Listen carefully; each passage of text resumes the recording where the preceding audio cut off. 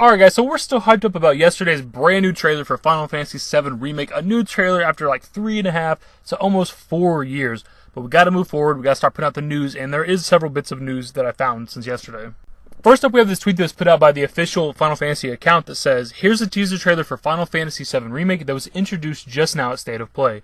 Most of the plans are already in place in the run-up to launch, so please bear with us a little longer until we can release more information next month." Tetsuya Nomura. So that's quoted by him. This is great information. I'm trying to keep my hype in check, but they're looking towards a launch of this game. Like, people were thinking that the game's still going to be in development hell, taking forever, 2021 release date or something like that, which it could. I guess technically there could be a 2020, 2021 release date. We don't know when it's coming out. But they're already looking towards the launch of FF7 Remake. They say the plans are already in place up to the launch. By plans, I'm assuming they mean when they're going to show off more of the game, like E3, for example, and probably Tokyo Game Show, and potentially PlayStation Experience later this year. Obviously, don't want to definitively say that we're going to get like a release date or release window at E3, because that's pretty foolish when it comes to Square Enix, but this game is their focus now, so who knows. Something kind of small, but I think worth pointing out, is that the official Twitter account for Final Fantasy has switched its image and its cover photo to FF7 Remake. That's something companies do a lot when a game's coming out relatively soon. We see it every year, for example, with the new Call of Duty game. It's very different because it's an annual series, but still, once the new COD gets revealed, they switch all their social medias to that. And by relatively soon, it could still be a year plus out from release. I just don't think we're looking at a 2021 release date. 2020 at the latest. And again, I'm not trying to get too hyped and give everybody hope that the game's coming out 2019, but remember, Square Enix is expecting major revenue later this year in Q3, and we didn't get Avengers Project revealed to us at State of Play. One more quick Twitter thing, and I promise we'll get our asses off of Twitter. This used to be the Final Fantasy VII G-Bike account. It got switched over last year to FF7R Cloud, and it's essentially the official Twitter account for FF7 Remake for Japan. The bio of the account roughly translates to, "It is an official Twitter account that introduces collaboration information on Final Fantasy VII related works. We cannot answer inquiry." The point of bringing this up is that this is an account worth paying attention to. Japan gets interviews, information, and things before we ever do, as you'll see later in this video. And since this is kind of the official Twitter account for this game for them, it might be a source of information.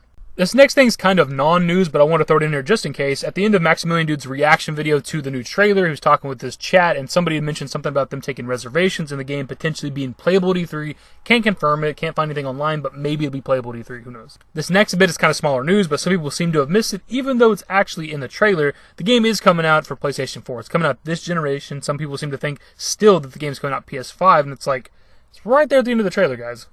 It could absolutely come out on PS5, it could absolutely launch with PS5, but the point is, it is coming out this generation.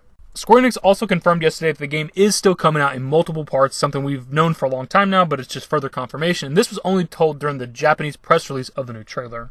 Shout out to Siloconera for the info, of course I'll have the article linked below. The Japanese press release for the Final Fantasy VII Remake's trailer has been released, and most of the information falls in line with what we learned yesterday. For example, more details will be released in June 2019. However, there is one thing it does that wasn't mentioned during the May 2019 State of Play. It confirms that Square Enix will still pursue a multi-part release for this title. At the end of the official press release, Square Enix noted that it will be a multi-part production when it is reborn on the PlayStation 4. It reconfirms that the Final Fantasy VII Remake will consist of separate parts, rather than be released at once as it was back on the PlayStation. It also says that more information will again arrive in June 2019.